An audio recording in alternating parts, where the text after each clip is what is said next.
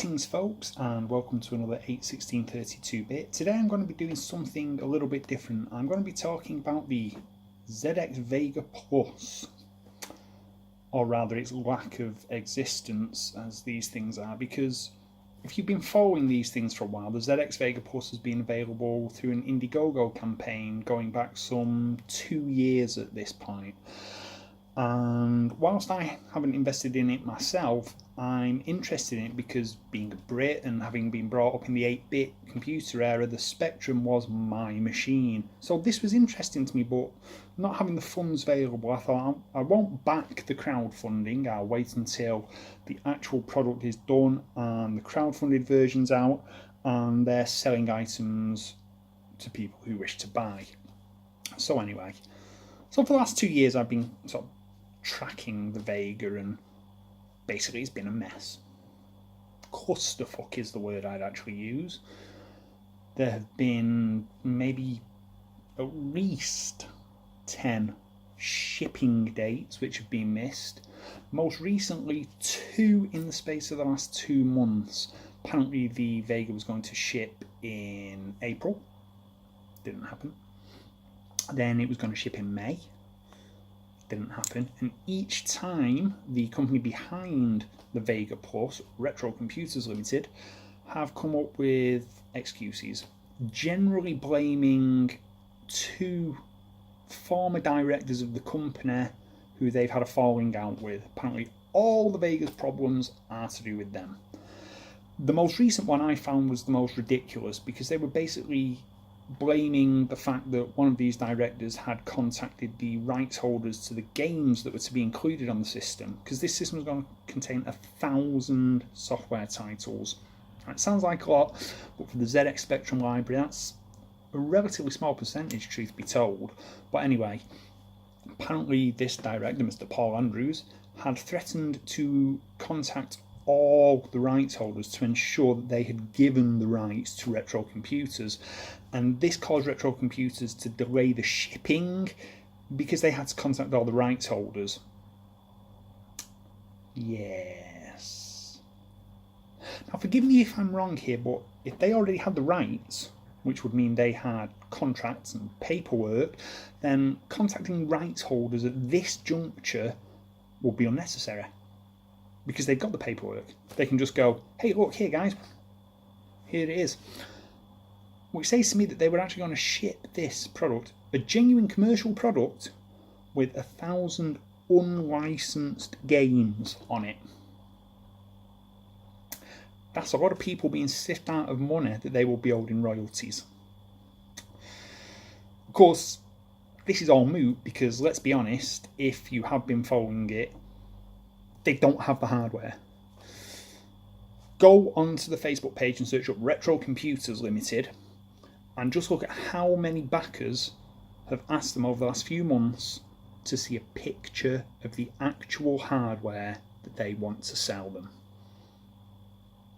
Nothing. There's some pre-rendereds, which is what I stuck up here a minute ago, but there's no actual pictures of any actual product, despite repeated requests. And many of these requests fail because it's quite simple. You take your smartphone, which is what I'm recording this on now, and you point it at the product and you click the photo and then you upload it to Facebook or Twitter or both or Indiegogo or wherever. Problem solved. You've then proven that the product exists. As it is, it's a bigger piece of vaporware than Daikatana or Duke Nukem Forever was. Understandably, people are upset. Retro Computers have taken somewhere in the region of £500,000 off people so far, and all there is to see apparently are 50 faulty pre-production units, some renders, yeah, that's it. Now, like I said, I've not bought one, and at this point I'm really glad I haven't. Because if I'd have put £100 or whatever it was for the pre-ordering, and 2 years later I was still waiting to receive a product that I hadn't even seen, I would be beyond pissed. Interestingly, this has gone so big that the BBC has picked up on it, which, you know, it's a major international news site. Whatever you think of the BBC and their biases, it's a major international news site, and the Register has also picked up on it. You know, you can see both of these. I'll flash them up on screen.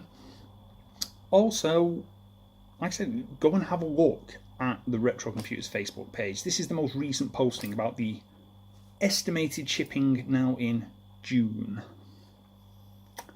Yeah, apparently Indiegogo were supposed to be sending debt collectors around this week, but have granted a stay of execution dependent on them actually receiving a piece of functional hardware via FedEx by Tuesday.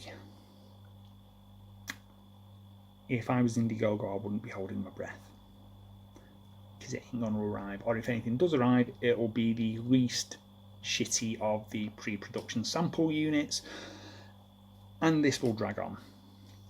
I personally have an idea where this is going to end up for a lot of people. It's going to end up with Retro Computers filing for bankruptcy, liquidating, and 4,500 people having nothing to show for it. Frankly, Retro Computers should be ashamed. Whatever disagreements they've had with people involved in the product, that doesn't matter. What matters is getting your customer the product. Airing your dirty laundry on Facebook is just stupid. It's not professional. So we'll wait and see. Personally, like I said, I don't think anyone is going to come out of this with what they want. It's that simple. But we'll wait and see. But this is Learner Rob. If you've enjoyed my ranting about this, don't forget to like and subscribe. So, you know, you can click the button down below here somewhere. If you think what I said was a load of shit, click the down thumb button. And if you have liked it, subscribe and tell your friends. Thank you, and I'll see you again soon.